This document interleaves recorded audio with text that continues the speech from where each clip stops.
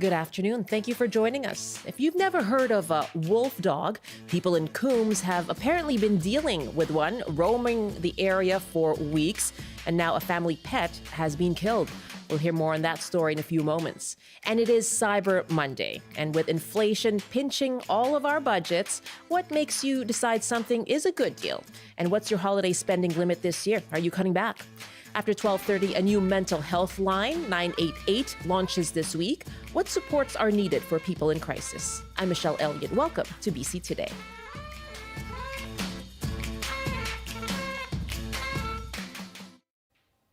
Thank you for joining us on CBC Radio 1 and live streaming on CBC Gem, cbc.ca/BC, and on the CBC Vancouver YouTube page.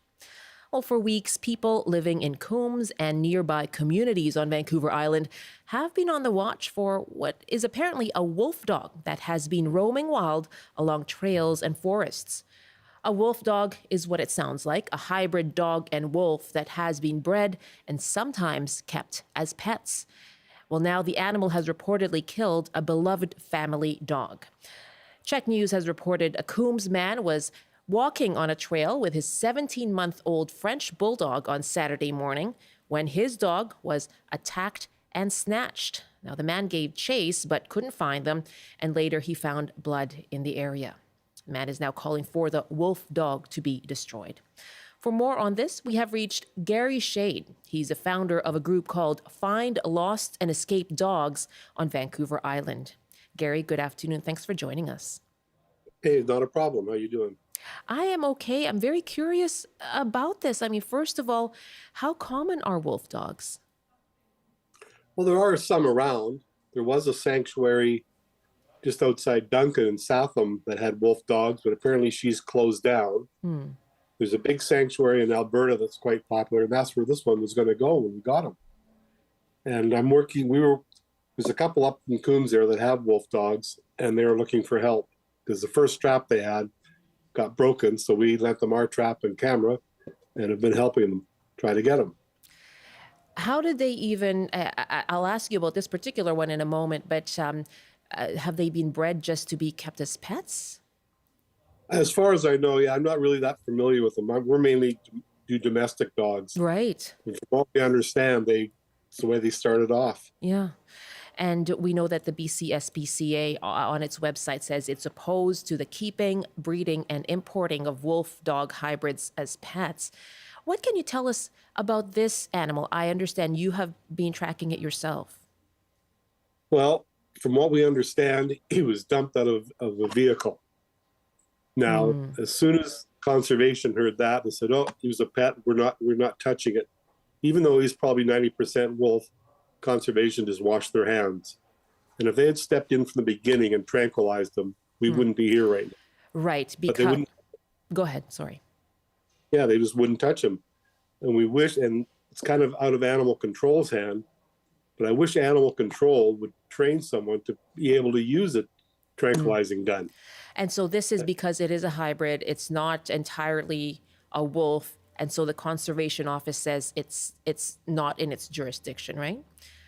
They're just passing the buck. They don't want to get involved. And besides, we've only got 2 conservation officers in the whole of the island.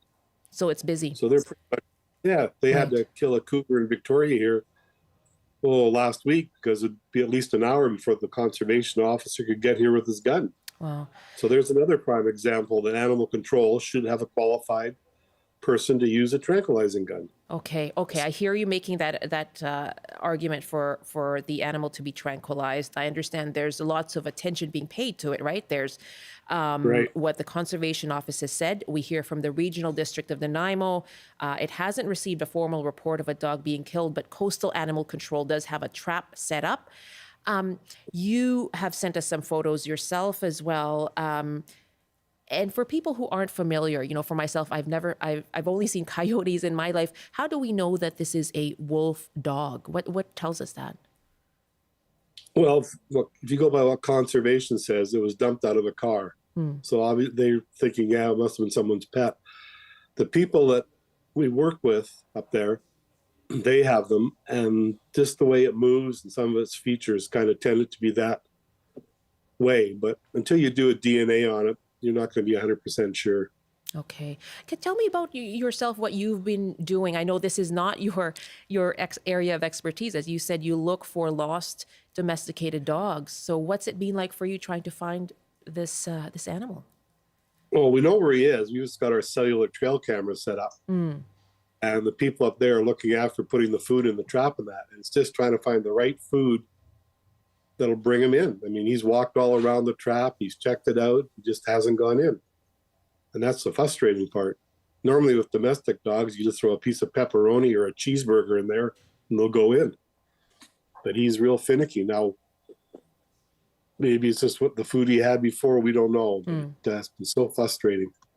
And residents in the area have been on the lookout for the past few weeks. Now, a family pet has been killed. What do you know of what happened? Well, from what we understand is the fellow was walking his dog on leash, and the wolf dog just came up, grabbed it, and took off, broke his leash. And we've had other reports before of people walking their dogs. He's come out of the bush, followed them a bit, and gone back in the bush. He followed a couple of girls and a horse, got fairly close, just sniffed around, and then left. And so this is the first attack, which is kind of shocking, but I guess it was bound to happen sooner or later. And, you know, you talked about your call for conservation officers or the coastal animal control to use a tranquilizer. As you mentioned, it sort of falls in between these jurisdictions, right? So what is the plan now? Well, there was a couple of posts on the page of guys were getting their rifles going to go look for it. Oh. So we don't think the outcome is going to be good unless conservation steps in with their gun. They're the only ones that can tranquilize it. That's the sad thing. And, you know, that's why I say animal control has got to be qualified to use tranquilizer guns in a case like this, where conservation is busy, or hire more conservation officers. What are your hopes? What are your hopes or concerns in the coming days then? I just hope conservation comes free and comes down and does it. If not, it's not going to be a good outcome. There's a place for him in Alberta already waiting for him. So it's just matter of tranquilizing him and getting him there. And that's the outcome you would like. This is a sanctuary in Alberta. Oh yeah, it's quite a big one. Yeah, that's the outcome we're planning for. Gary, thank you so much. We'll continue to keep an eye on this story. Thanks for your time. Okay, thank you. Have a good day. You too. Gary Shade is a founder of Find, Lost, and Escaped Dogs on Vancouver Island. And we'll have more on this story on CBC's newscasts on our website too, cbc.ca/BC. It's 12:14, 1:14 in the Mountain Time Zone. Well, today is Cyber Monday, and you probably saw those Black Friday sales over the weekend, some busy malls. And with today, that holiday shopping season is off to a start. It is an expensive time of year. And CBC asked people in Vancouver about their own spending priorities this holiday season. Like, instead of buying like individually gifts, I just buy like something big and they can share it together. We go out for dinner, we don't buy presents, we don't decorate, and we enjoy our time with each other. Expensive. What you used to get for $150 is not what you used to get now. Obviously, like the inflation, the economy. Yeah, I'm making careful decisions. All watching what we're buying and how much to buy and who we're buying for, and those who are naughty are not getting nothing. Not buying for those who are naughty, not even spending at all, watching what you buy. What about you? Are you on the hunt for those deals today, Cyber Monday? Are you cutting back on your holiday spending this year? What are you prioritizing your spending on? I'd love to hear from you. 1-800-825-5950, toll free around the province. In Metro Vancouver, 604-669-3733. You can hit pound 690 on your cell phone. By email, we're at bctoday@cbc.ca. In a few minutes, we'll be joined by the Credit Counseling Society for some tips on how to spend and save. First up, we're joined by David Ian Gray, a retail strategist and founder of Dig 360, which is a national retail advisory company. Hi, David. Good afternoon. Good afternoon. Thanks for joining us. What is the landscape? How are retailers doing right now?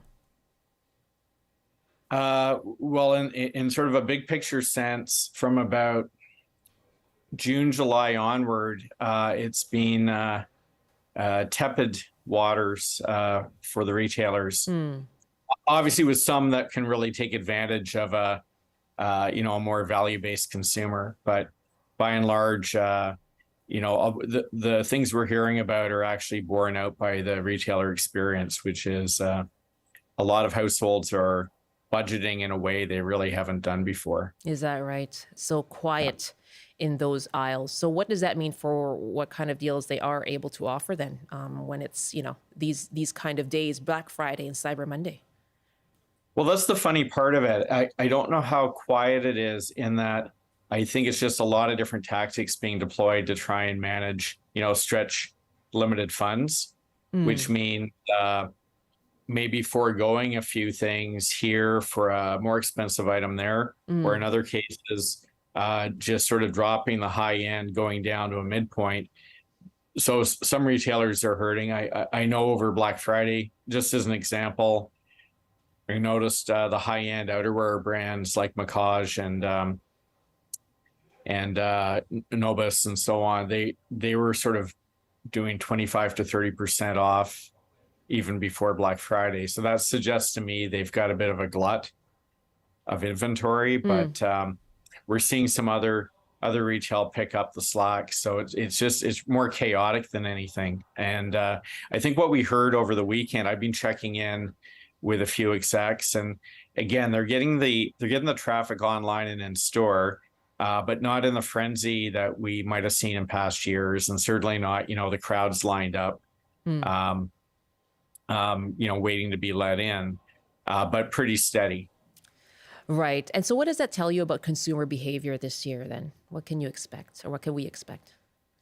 I think a few different things. I think I think needs are still important. Wants, that sort of impulse or discretionary item that might have been a treat in the past, they may get pushed off. We've tracked with research Black Friday, Cyber Monday, and holiday for some time.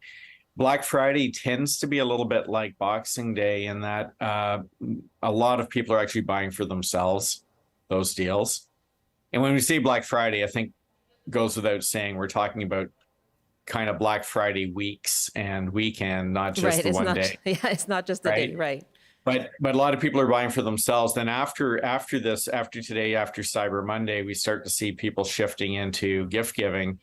And the holiday is still a very important time, and when times are a little tough, you want to still make something special. So I don't think we're going to see people foregoing the buying of gifts, but what they might be doing is as I said earlier, some households might say, hey, we're gonna shorten up the number of items we're gonna give each other. All those sorts of tactics are in play. Right. A deal, being very particular about the deal hunting. I think most consumers now have been trained to wait for the discount. So if they haven't seen it this weekend, they may just wait it out and be pretty particular. They're doing a lot of research, a lot of price comparison going on right now.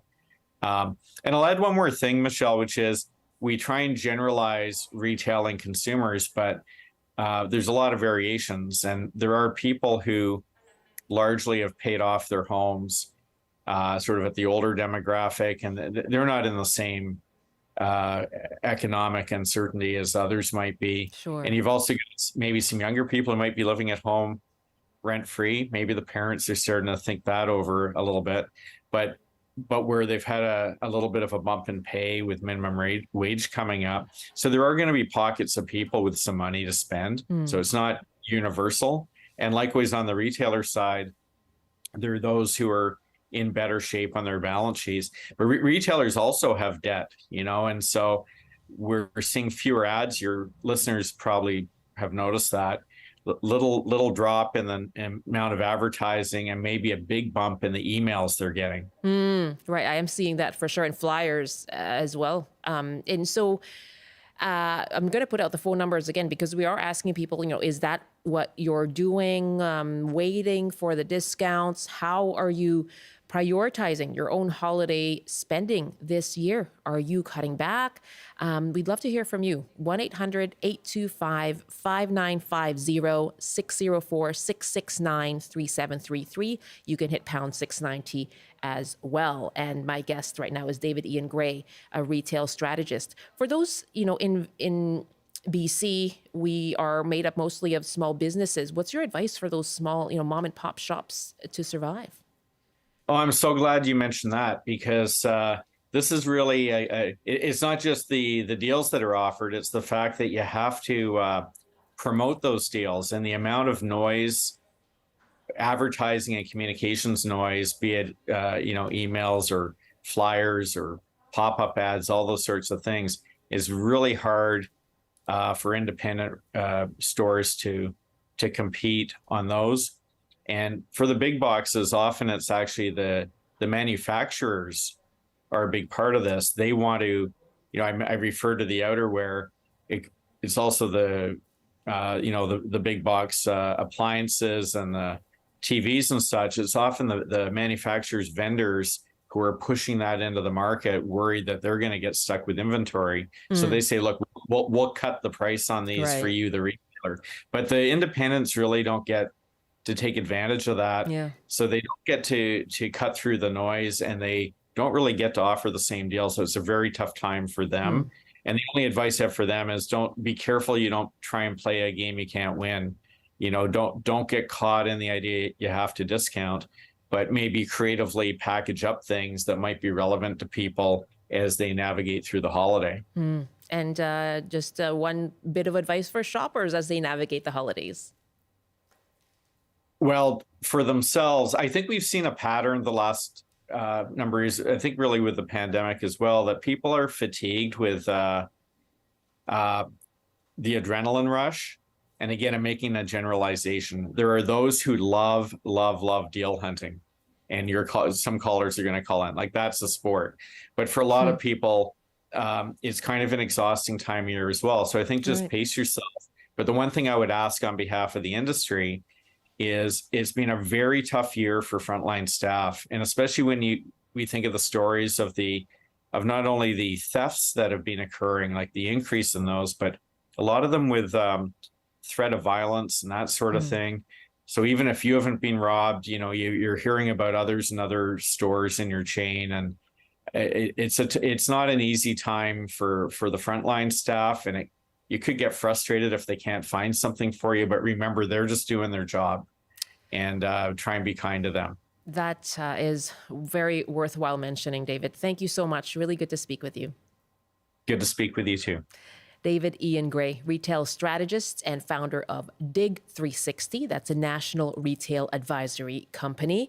We're going to hear next from the Credit Counseling Society as we ask you, what is your own holiday spending limit this year? Are you cutting back? What are you prioritizing? You can give us a call, 1-800-825-5950, 604-669-3733. Ruth is dialing us up from Trail. Hi, Ruth. Hi there. Hi, welcome. And what are you prioritizing yourself this year? Well, I'm actually calling from the other side of things. We own a fair-sized secondhand store in Trail, and there are actually 4 secondhand stores on this corner, and we're trying to encourage people to remember that secondhand stores also have very good, high-quality, sometimes brand-new things still in their boxes, and at significantly reduced prices. We keep things out of the landfills. We reduce packaging. We reduce transportation of brand new products being brought in.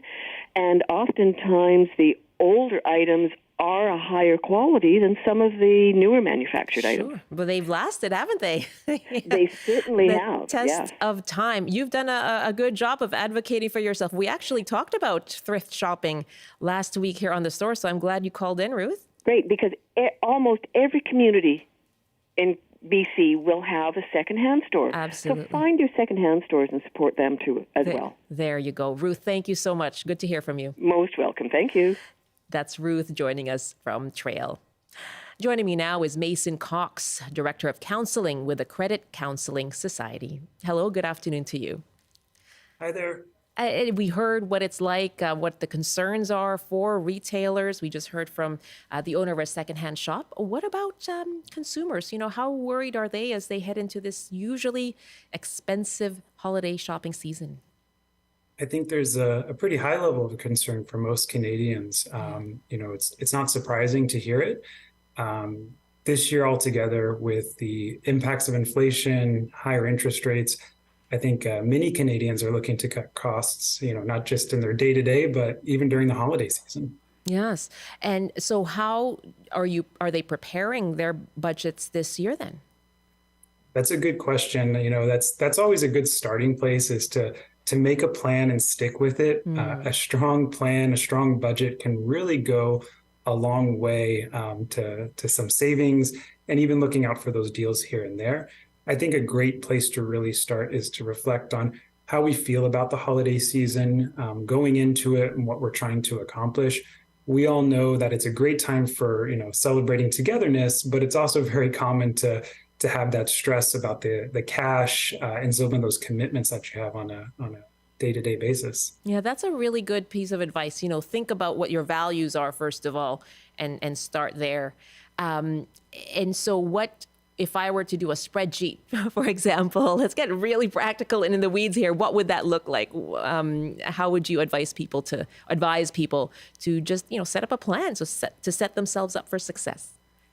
Yeah, we always suggest whenever you're making any budget, whether it's for the holidays or anything, to make it realistic. And we always say use SMART goals, specific, measurable, achievable, relevant, and time-bound.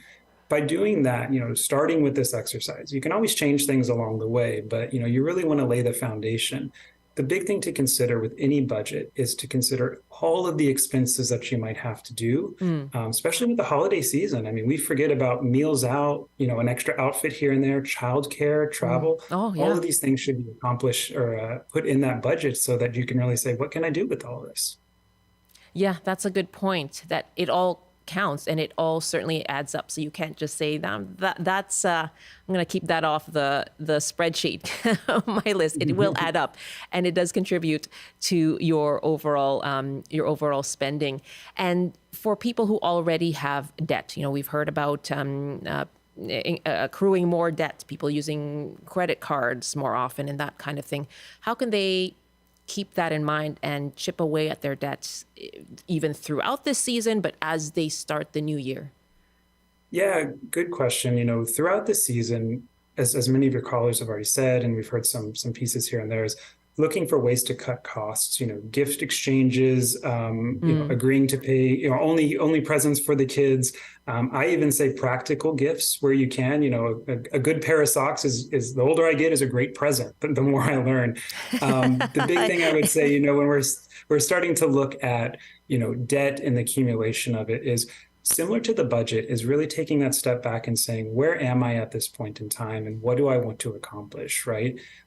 Crunching the numbers and putting everything out there, marking everything that you spend money on, all of the debt you have and how much it's costing you.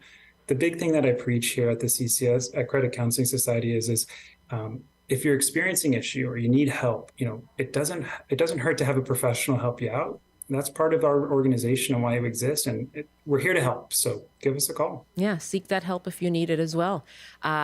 Never scoff at a good pair of socks. Exactly. If you find that under your tree. Mason, thank you very much. Thank you for having me. Mason Cox is Director of Counseling with Credit Counseling Society. It's 12:30 now, 1:30 in the Mountain Time Zone. You're with BC Today here on CBC. And I'm Michelle Eliot. Thanks so much for joining us, both on radio. We are at 88.1 FM throughout Metro Vancouver and online as well. We're live streaming on YouTube at CBC Vancouver, on our website, cbc.ca/BC, and on the CBC GEM app. Coming up in our next half hour, we'll look ahead to the launch of a new mental health call line, 988, that is launching this week. We'll find out what service it will provide, and we'll ask you, what supports have you needed in the past? What supports do people need when they are feeling anxious, overwhelmed, or in crisis? We will have that conversation coming up after this CBC News Update with Robert Zimmerman. Good afternoon. The mother and stepfather of a 6-year-old Port Alberni boy have pleaded guilty to manslaughter in his death. Dante Lucas died 5 years ago after suffering blunt force injuries and a seizure. Raquel and Mitchell Frank will be sentenced next May. The RCMP and Prince George have issued a rare public plea to parents and caregivers. They're asking them to have an open and honest conversation with their children about the danger of online extortion. Investigators have just revealed that last month a 12-year-old child in the Prince George area died by suicide after enduring online harassment. And 7 people are dead after 4 separate crashes in BC over the weekend. The worst was yesterday. Sea to Sky RCMP say a car traveling north went off the road and slammed into a tree. 2 adults and a child were killed. Meanwhile, Quesnel RCMP say 2 17-year-olds were killed after a car hit a tree on the Barkerville Highway. And now the forecast on the north coast. Rain this afternoon with strong winds and a high of 8. Highs reaching 6 and clearing in the Peace. In the central interior, mainly cloudy with a high of 3 degrees. Highs from -4 to +1 and cloudy in the Kootenays. In the southern interior, a mix of sun and cloud with a high of 3. And for Metro Vancouver, Greater Victoria and the Fraser Valley, some sun and cloud this afternoon with highs around 7 degrees.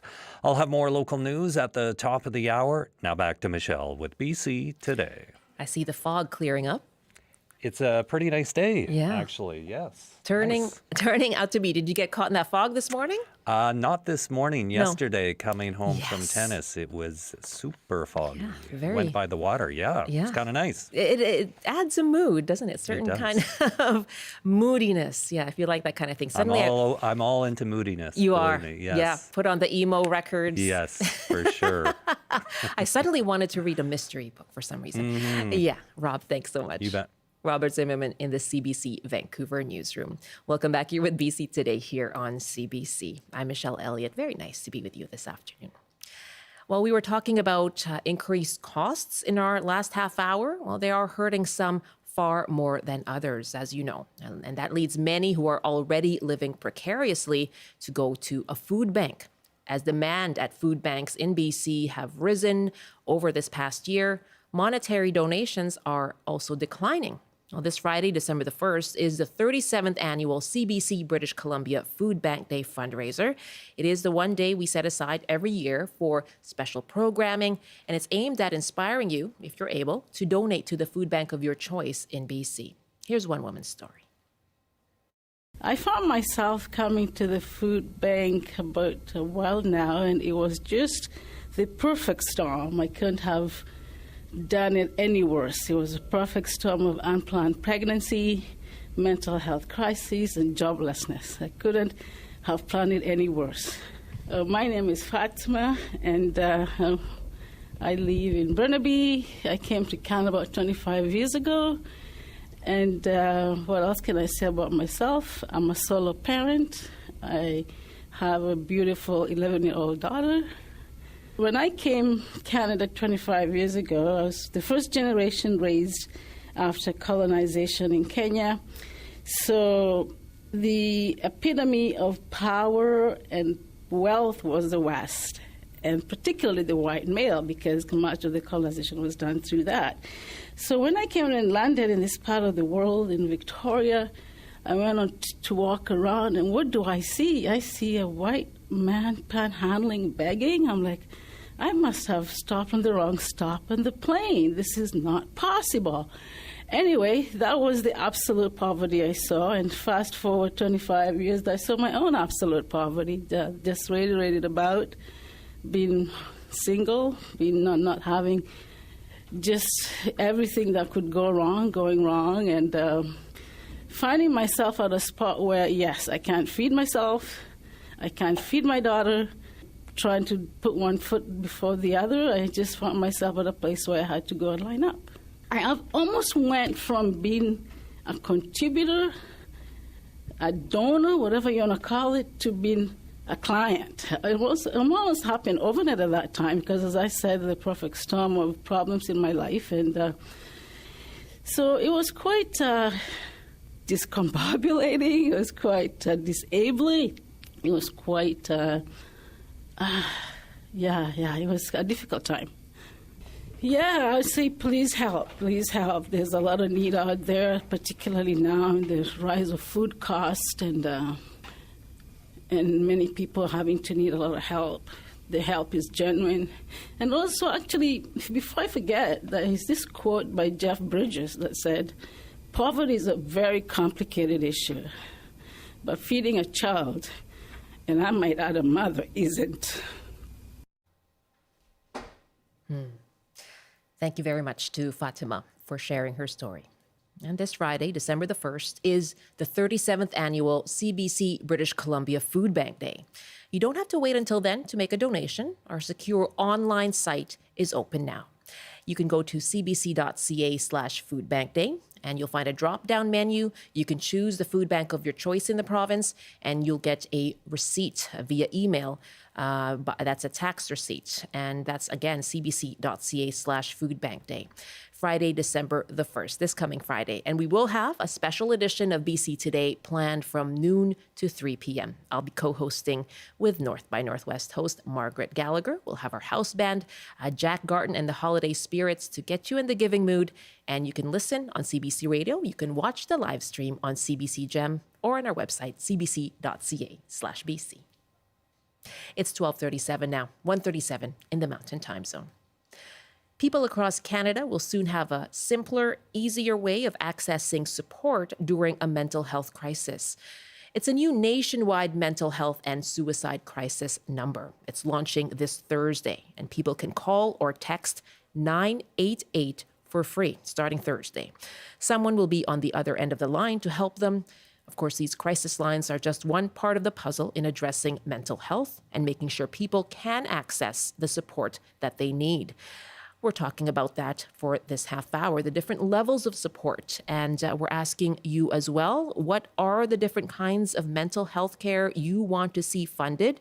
What supports have you needed in the past when you felt overwhelmed or anxious or experiencing crisis?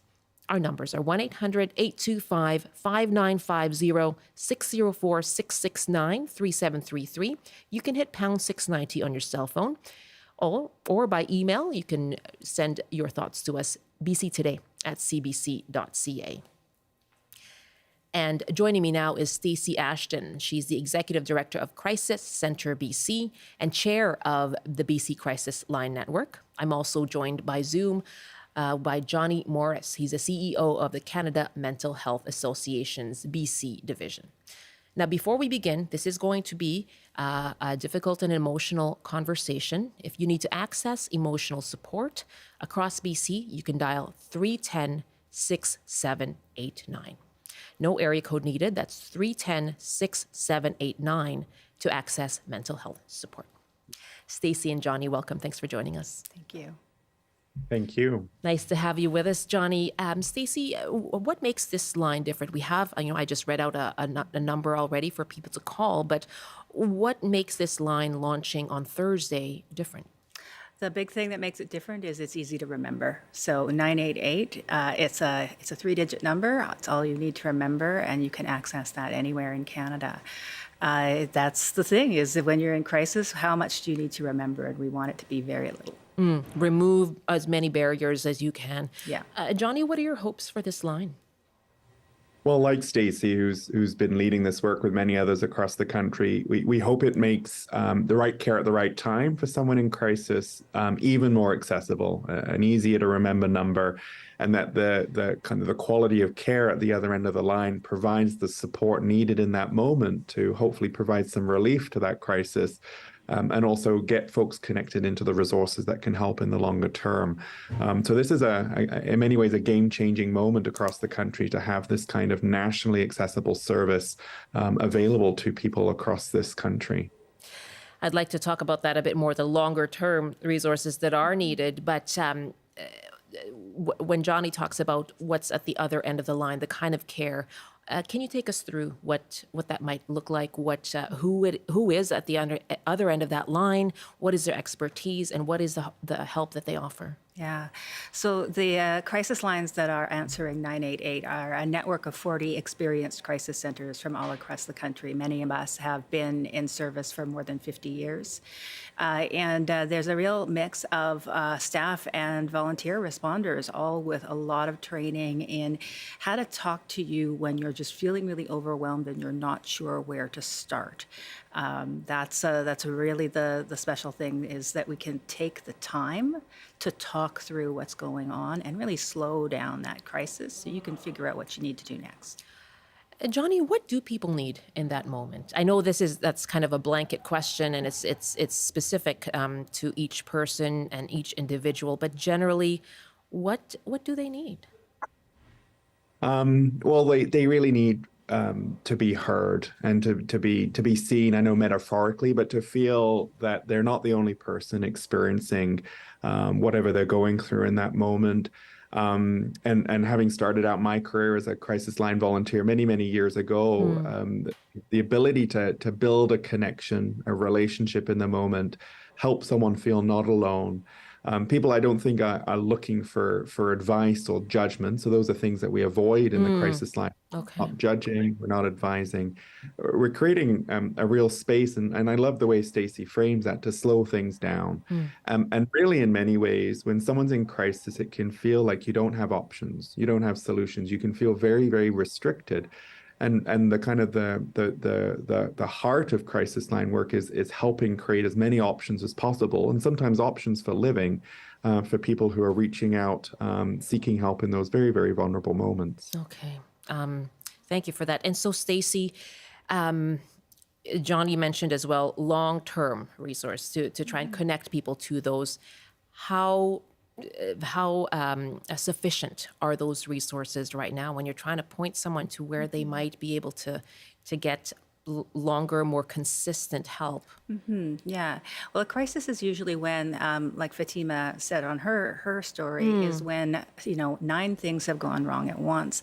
And so often your solutions start to block each other, which means you need to have something really flexible to figure out what needs to be moved first that will keep unblocking solutions as you go. So if you can get your rent check covered, well, that buys you a month, and then you can start getting into job retraining, and then you can see a counselor about dealing with some of the stress and trauma you've been going through. Then you're kind of like lining up a series of solutions. And so that's what we really want to do for people, is to create a kind of a buffet of solutions that will fit where they are and get them to the next stage. Yeah, and they perhaps are not able to see that plan. Absolutely not. No, I mean, it's very confusing when your solutions are blocking each other and figuring out where to go next. People are amazingly resilient. They want to find a pathway to a life that they want to live, but getting to those solutions can be tricky. Yeah. Now, you mentioned, financial challenges. How much of that is what people are struggling with right now, Johnny? I was just on another show this morning, and we were talking, much like your credit counseling guest earlier, that right now in this country, making ends meet for many folks is getting more difficult, and for families and individuals across this country and this province. I think folks are feeling that they are in a crisis situation with things mounting up. The cost of living has increased significantly, for a whole host of reasons. So I think, finances are a big one, and at this particular time of year, the stresses and strains of coming together and what have you, but also, what's happening in the world right now is causing significant mental health pressure. So, global crisis, global conflict, climate, all of these things, including the day-to-day struggles, really have I think caused many people, particularly after the pandemic, to feel the need to reach out for help. And 988 is one step to make sure we improve the situation where someone's knocking on the door, that door gets answered. We need that door to get answered more and more for people who are reaching out when they're struggling with their mental health, whether it be money or something happening in their own lives. Right. And we were talking about coming up with a plan. Perhaps it's trying to deal with your concerns around work and finances, and then speaking with counselors. But we have talked many times about the mental health supports and the lack thereof. And so, how concerned are you that there isn't that longer term, more consistent access to mental health supports? Counselors can be expensive if you're trying to pay for someone at cost or privately. Yes, and I would be the first to say that we have a road to go in this province, and I'd also say, this province recently, particularly this recent government, has started to place trust and resources into community in good ways. I think we've talked before, Michelle, about peer-assisted care teams, which are new community-based crisis responses that don't rely upon the police to attend. And Stacey and I are often in spaces where we've been trying to move this work forward and figure out ways in which the crisis lines can actually support people getting these crisis teams available. We currently have one in New West, we have one in Victoria, one on the North Shore, and soon we'll see these teams in Kamloops, Prince George, and also in the Comox Valley. And that's been such an important step. We're very grateful for the support from the province to get there, to actually provide in-person crisis care, which again, to Stacey's earlier point, can really help slow down crisis and start to help people find options and choices of where to go next. And these teams that are in community help with that. Counseling is a biggie in this province, and many of your listeners probably caught that the feds removed GST from counseling visits this week, which is significant for people. It does reduce some of the cost burden, and there's a ways to go to make sure that counseling, and not only counseling, but good evidence-based care around things like depression and anxiety are available, and don't rely upon on the amount of money that you have in your pockets to access that. There's a road to go there, but this step this week was an interesting step to take to make counseling a bit more cost feasible for people in the country. Okay. We're taking your calls on this as well, asking you, now that there is this new line, 988, mental health line for you to call. The idea is that it's easy to remember when you're in crisis. We're asking you, that number is launching on Thursday. What are the supports that people need when they are experiencing a crisis, when they're feeling overwhelmed and anxious? What has worked for you in the past? And what do you think needs to improve? 1-800-825-5950, 604-669-3733. You can hit pound 690 on your cell phone as well. My guests are Stacey Ashton, Executive Director of the Crisis Centre BC and Chair of the BC Crisis Line Network, and Johnny Morris is the CEO of the Canadian Mental Health Association BC Division, the Canada Mental Health Association. And Alex is calling us from Nanaimo. Hi, Alex. Welcome. Hi, everyone. Thanks for having me. Mr. Morris, good to talk to you again, and Michelle as well. Stacey, I haven't had the privilege to talk to you before, but welcome back. Thank you. As I told the person that took the call, for the last nearly 3 years, I've been fighting with WorkSafe BC on mental health claim that I submitted to them with a diagnosis of PTSD. And I've had WorkSafe fighting me tooth and nail on compensation for this. They've sent me, I had one psychological assessment, which opened my case. They didn't pay for it, so they sent me for another one, which took 2.5 years to get. Finally got that one. They weren't happy with the results, so they sent me back for another one. And last I've heard, they're still fighting the results of it because they don't believe that my results could be as high as they are, considering I've been traumatized in the workplace. What has this wait been like for you, Alex? It's been painful. It's been really, really painful. You get listed as being troublesome with the crisis lines, and they don't want anything to do with you. And so, they make your life very, very difficult. Sometimes they'll send the cops to your door at 11 o'clock at night. I've made the mistake of calling, and it's the cops look at you and yeah. My apologies. So you've called the crisis line, and you've called repeatedly, and you're saying that the perception of you has been that you're a troublesome caller? Yes. Okay. Yeah. I've been branded on Vancouver Island as a nuisance. We obviously don't have WorkSafe BC here to respond. I will ask Stacey about that. What happens when someone calls repeatedly? Is that the way that they are treated, Stacey? What we're hoping to do when folks are calling is to kind of get them to the next step of where they need to be, and there's things that we can do to help in terms of talking and helping in the moment, and then we're really reliant on places to pick up the ball and go from there.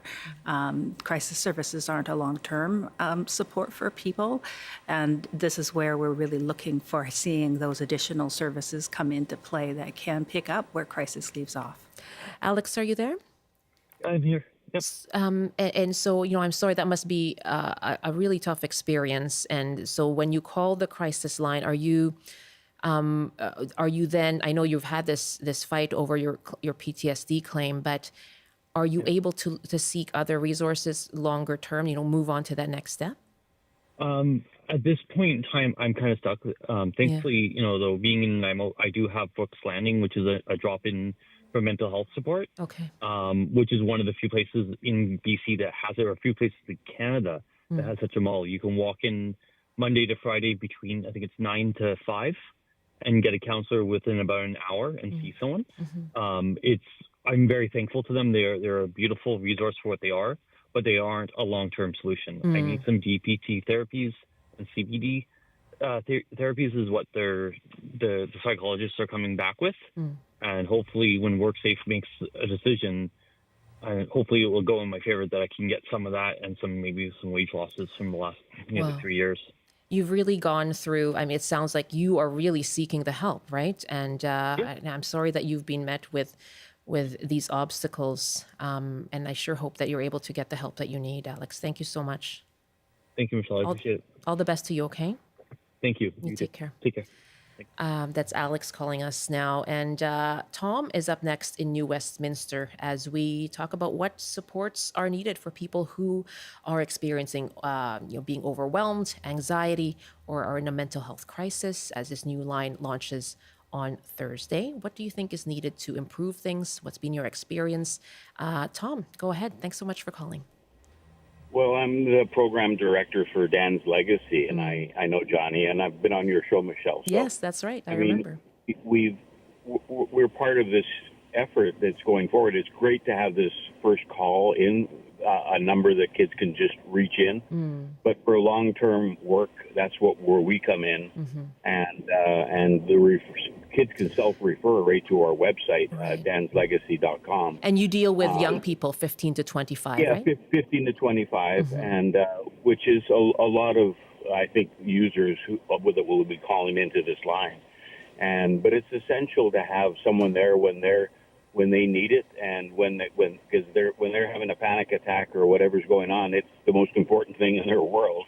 And if they can't reach someone, they usually end up in the hospital, and that's very expensive. So it's much better to have them landed like with this kind of an outreach program. And then if they're interested, long-term therapy, which is free through Dan's Legacy. The provincial and federal government have funded us to provide this for young people. And currently it's without a waiting list, but it's just the process takes about a month.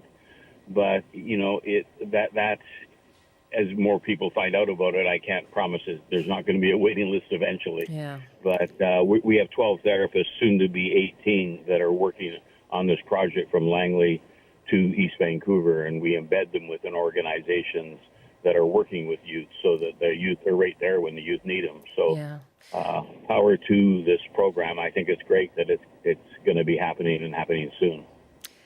Tom, thank you so much for that, talking about Dan's Legacy. And what then do you look at when it comes to the long-term supports? We're just about to wrap up our conversation here on mental health supports with my guests, Stacey Ashton and Johnny Morris. Can I just ask you, as we wrap up here, we've been hearing this horrific story in Prince George RCMP urging parents and caregivers to have an open conversation with their children about the risks of online activity. And this is after the suicide of a 12-year-old who was the victim of online sexual extortion. Along the vein of keeping mental health supports and keeping that discussion open, how can parents start these conversations with their children? Yeah, I think being able to open that conversation in a safe way. And a lot of that has to do with, I know there's a lot of stuff online, and I can't imagine that you haven't seen things that have bothered you or disturbed you or concerned you, and it might be embarrassing to talk about, but let's figure out about how we can talk about that. And there might also be other safe adults in that person's life that you can kind of, like, let's soften this up by like getting an aunt or a cousin or an uncle to have this conversation as well. Yeah. It's about getting that person, getting that teenager a safe person to talk to and have questions. Have questions ready. And what about you, Johnny? What would you say to parents right now? Well, and I think it's a tragic loss in that community, and I think really want to emphasize our thoughts and condolences are with the family that's lost that young person, and I know there are other families and other high profile situations in this province. I think of Amanda Todd and the work that her mom's done to really advance the cause around eradicating online exploitation and bullying. I think, it's, as Stacey's saying, so important for those doors to be open for trusted adults in young people's lives to make sure that they're doing okay. And so much of this can happen in private spaces where trusted adults aren't around to take care. So we need to keep those doors open. And there's arguably lots for our systems to do, like building upon the work of the education system in BC, and also for online platforms to get to a place where we find ways to eradicate online bullying and exploitation, so young people